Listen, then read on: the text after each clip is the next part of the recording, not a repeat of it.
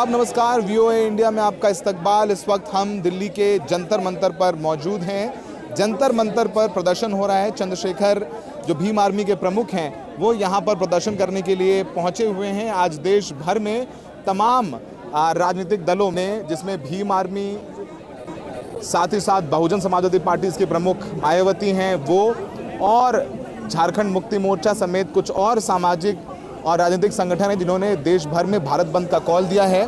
भारत बंद इसलिए क्योंकि हाल ही में सुप्रीम कोर्ट ने एससी और एसटी में क्रीमी लेयर को आरक्षण खत्म करने का आदेश दिया था, जिसके बाद जो प्रदर्शन था वो शुरू हुआ। पहले प्रदर्शन सोशल मीडिया पर ज़्यादा नज़र आया, लेकिन उस फैसले के खिलाफ अब धीरे धीरे कोशिश है इन राजनीतिक दलों की कि वो उस नाराज़गी को सड़कों पर भी लेकर के आए, जिसकी ये एक तस्वीर है। देश भर में तमाम जगहों से तस्वीरें आई।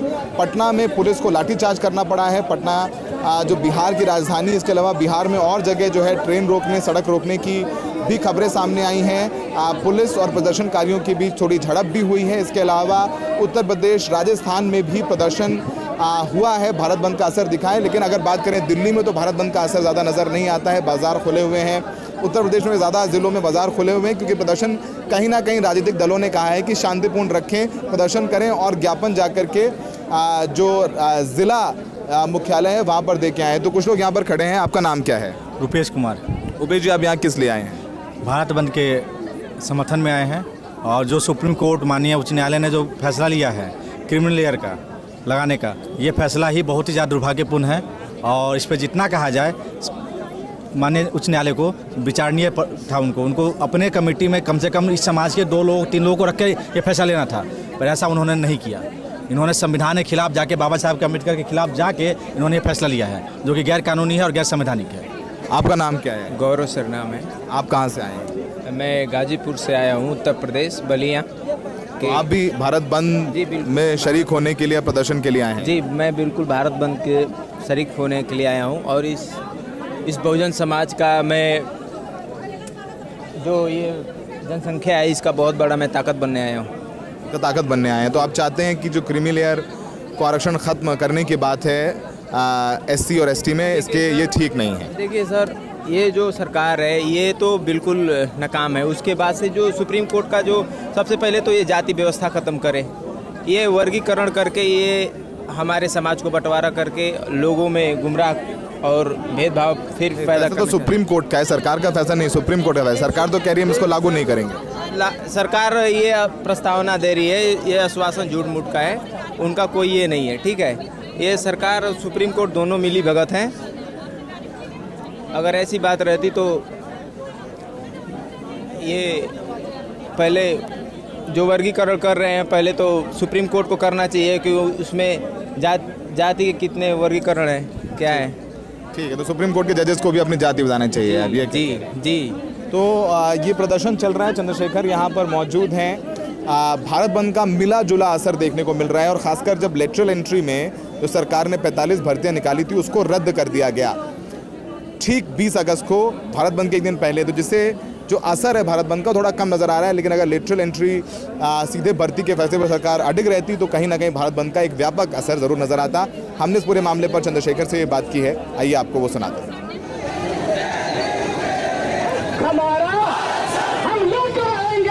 आदाब नमस्कार। आज देश भर में भारत बंद है। भीम आर्मी समेत तमाम राजनीतिक दलों में जो सुप्रीम कोर्ट का आदेश था कि एससी एसटी में जो क्रीमी लेयर उनका आरक्षण बंद हो, उस फैसले के खिलाफ हमारे साथ भीम आर्मी चीफ हैं चंद्रशेखर, और कई जगह पुलिस ने लाठीचार्ज किया है बिहार में, और बहुत प्रदर्शन हो रहा है। चंद्रशेखर, पहली बात तो हम देख रहे हैं तमाम ट्वीट आपने किया है भी पटना में जो लाठीचार्ज हुआ है उसको लेकर के, कि आपने कहा है कि लाठी मारकर बहुजनों की आवाज़ बंद करने की कोशिश की जा रही है। पहली बात तो अभी जंतर मंतर पे भी आपने प्रदर्शन किया, कैसे देख रहे हैं आज के प्रदर्शन को? देखिए, जो आज का प्रदर्शन था वो पूरे समाज के अंदर जो पीड़ा है, जो भय, हम भी चाहते हैं हमारे भाइयों को उनके अधिकार मिले, जिनको अवसर नहीं मिला उनको मिले, लेकिन हमें सरकार की नीयत पर शक है। और क्योंकि हमने सरकार को और सरकार की नीयत को लंबे समय तक देखा है, तो मेरा विश्वास है कि सरकार की नीयत अगर हमारे प्रति अच्छी नहीं, क्योंकि बाबा साहब अम्बेडकर ने कहा था संविधान कितना भी अच्छा क्यों ना हो, अगर उसको चलाने वाले हाथ अच्छे नहीं होंगे, उनकी नीयत अच्छी नहीं होगी, उनकी नीति अच्छी नहीं, तो अंततः संविधान बुरा साबित होगा। और संविधान कैसा भी हो, अगर चलाने वाले हाथ अच्छे हैं, उनकी नीयत अच्छी है, उनकी नीति अच्छी है, तो संविधान अच्छा साबित होगा। सवाल ये है, क्या सरकार आरक्षण के पक्ष में है? क्या सरकार आरक्षण को चाहती है? क्या चाहती है कि वंचित वर्ग के लोगों को आरक्षण मिले? तो लंबे समय से मैं देखता आता हूँ सरकार की सारी, चाहे लेटरल एंट्रियाँ हो, चाहे बैकलॉग ना भरना हो, चाहे ठेकेदारी हो, चाहे निजीकरण हो, सब जो है आरक्षण को खत्म करने की पॉलिसी सरकार ने लागू की। इसलिए सरकार ने की नीतियों पे जो भय है, उसके कारण आज समाज में आक्रोश है और एक बहुत बड़ा जन सैलाब देश भर में उतरा हुआ है। पुलिस कुचलने के लिए लाठियों का प्रयोग कर रही है। मैं इस आपके कैमरे के सामने वचन देख कहता हूँ, जो भी सरकार हमारे लोगों को लाठी मारने करेगी, उससे सूद समेत हम लोग हिसाब चुकता आने वाले समय करेंगे। इस बात को मैं आपको वचन देकर कह रहा हूँ। अपने लोगों की, हमारे लोगों की पीठ पे पड़ी एक पीठ लाठी का हिसाब जो है वो हम लोग लेंगे, किसी को छोड़ेंगे नहीं। इस बात की मैं आपको गारंटी देता हूँ। चंद्रशेखर, हमने देखा सुप्रीम कोर्ट का जो फैसला था उसको लेकर सरकार ने कहा कि हम लागू नहीं करेंगे, जो क्रीमी लेयर को आरक्षण हटाने की बात है। सरकार इस पूरे मामले में बैकफुट में, फिर भी आप लोग इस बात पर नाराज है। सरकार कह रही है हम तो आरक्षण के पक्ष में हैं, हम आरक्षण खत्म नहीं देंगे। कल लेटरल एंट्री पर जब उन्होंने लेटर लिखा जितेंद्र जी ने, तो उन्होंने प्रधानमंत्री मोदी को कोट किया कि वो संविधान और आरक्षण सबका अधिकार है, सामाजिक न्याय की प्रधानमंत्री बात कर रहे हैं उस पत्र में। क्या नेता बेलगाम, क्या अधिकारी बेलगाम हो गए? कैसे लेटर एंट्री? आपने पहले लेटर एंट्री 50 से ज़्यादा ज्वाइंट सेक्रेटरी भर्ती नहीं किए, 63 लोग, और अभी आप 45 करते अगर विरोध नहीं करते। हम लोग जोरदार विरोध किए तो सरकार ने बैकफुट पे आकर फैसला वापस लिया। अब वो सरकार नहीं है 2019 वाली, 2014 वाली की कुछ भी कर दोगे। आप मुकाबला करने के लिए लोग खड़े हैं। अगर कोई भी हमला आप करोगे तो हम लोग नहीं सहेंगे। ये जो आप कर रहे हो ना, सिंगल पोस्ट सिस्टम के जरिए जो आरक्षण की सीटों को पूरा नहीं कर रहे, हम सब देख रहे हैं। आज भी लाखों की संख्या में बैकलॉग पड़ा, उसको आप भर नहीं रहे हो। मैं फिर आपसे कह रहा हूँ, हम सरकार को किसी भी तरह से अपने अधिकारों को छीनने नहीं देंगे और हम अपने भाईचारे को बना के रखेंगे। इसके लिए भी हम लोग तैयार हैं। अब आप देखना, आज का ये बंद समाज का बंद था, हमें समाज के संरक्षण के लिए उतरना पड़ा, इसलिए हम लोग जंतर मंतर भी गए। और क्योंकि समाज का हौसला बना, जब समाज सड़कों पे, तो नेता क्या करेंगे? नेता को सड़कों पर रहना चाहिए। उसके बाद जो है 11 तारीख को हमने एक बड़ा प्रोटेस्ट बुलाया है।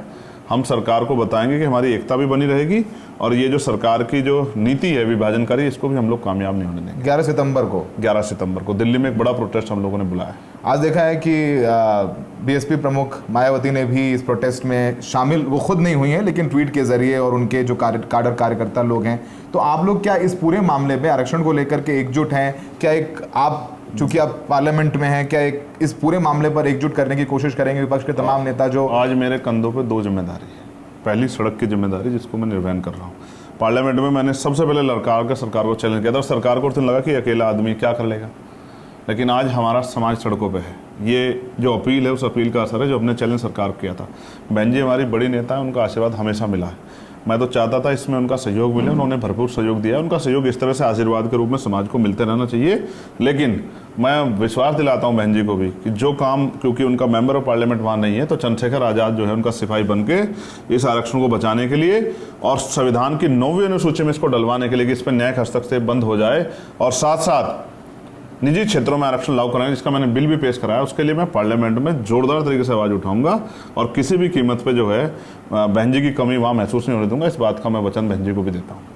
आज कई जगह पुलिस ने लाठीचार्ज, जैसे आपने बताया कि आप लोग सूद समेत वापस करेंगे। बिहार में थोड़ा प्रदर्शन जो है, पुलिस का कहना है वो हिंसक हो गया, सड़कें बंद की गई, ट्रेन रोकने की कोशिश की गई, जिस वजह से पुलिस ने बल प्रयोग किया है।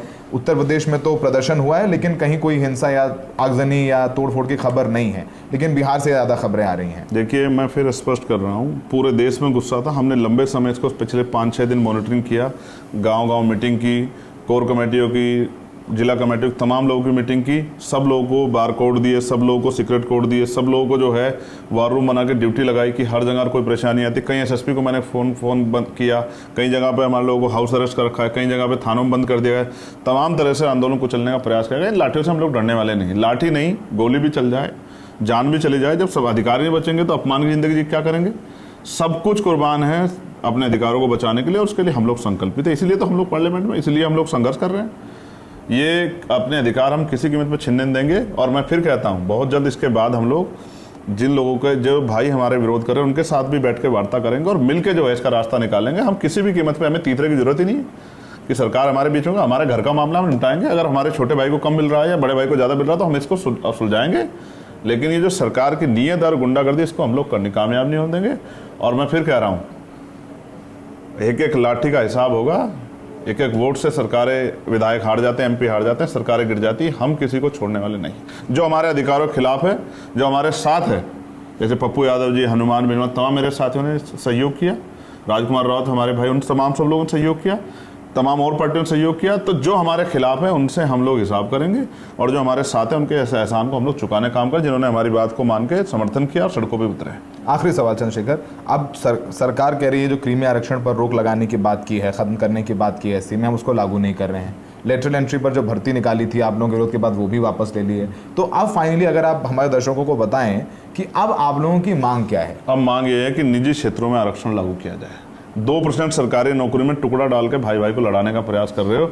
अब 98% जो प्राइवेट सेक्टर जिसमें आप बैठे हो, पूंजीपति मित्रों को सहयोग कर रहे हो, जनता के पैसे से जो है, जिनको जो है आप मुफ्त में जो है लोन दे रहे हो, उनका लोन भी माफ़ कर रहे हो, करोड़ों रुपए का उनका जो है टैक्स माफ़ कर रहे हो। तो उस निजी क्षेत्रों में SC ST OBC को आरक्षण व्यवस्था कराया जाए। सिर्फ वहाँ नहीं, संपूर्ण सामाजिक न्याय होना चाहिए। राज्यसभा में भी SC ST OBC के लोगों को जो है रिजर्वेशन मिले, विधान परिषद में भी मिले, और OBC को भी जो है, अब मेरी तो इच्छा ये है कि OBC को भी जो है SC ST की तरह जो है राजनीतिक सपोर्ट मिले, और उनको जो है आरक्षित सीटें जो है उनको अलॉट की जाए, और तमाम तरह से राज्यपाल बनाया जाए, कुछ भी बनाया जाए, सब जगह पे schedule caste, schedule tribe, backward की हिस्सेदारी होनी चाहिए, और जातिगत जनगणना इसके लिए करानी चाहिए। जो बैकलॉग उसको भरा जाना चाहिए, और जो सरकारी आतंक है, ये लाठियों, गोलीकांड, झूठे मुकदमे तमाम, ये बंद होना चाहिए, और कॉलेजियम सिस्टम खत्म होके all India judicial service commission बननी चाहिए। SC ST OBC और सामान्य जाति के भी पढ़े लिखे बच्चों को, जिनके अंदर इच्छा शक्ति है सुप्रीम कोर्ट, हाई कोर्ट का जज बनने की, उनको मौका मिलना चाहिए। अब हमारी मांग है संपूर्ण सामाजिक न्याय हो।